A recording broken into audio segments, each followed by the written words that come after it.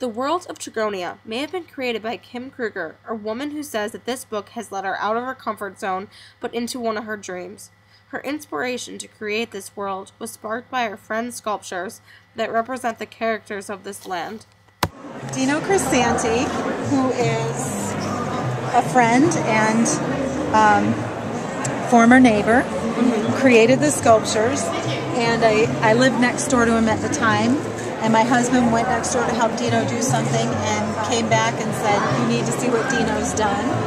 And so I went over and we all stood there and we're like, they really need a world and a life, and so we decided that that I would write the book, but we all kind of collaborated on it. My husband came up with the name Traegonia, or Traegans, and Dino and I both came up with the character names. Master Zol belongs to my husband, so Master Zol was named by my husband.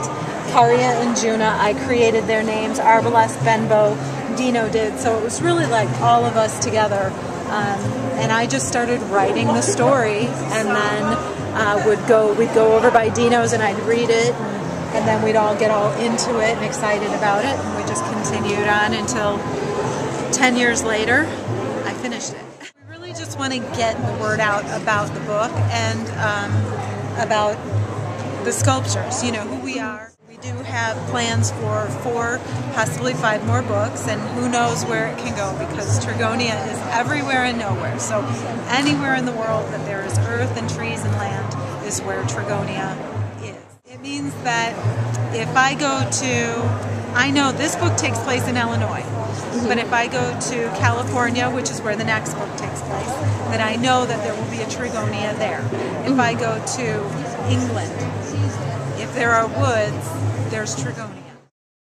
Are to look beyond outward appearances, because at first sight a lot of people say, ooh, they're scary, or they're ugly, or they're mean, or you know, any of that.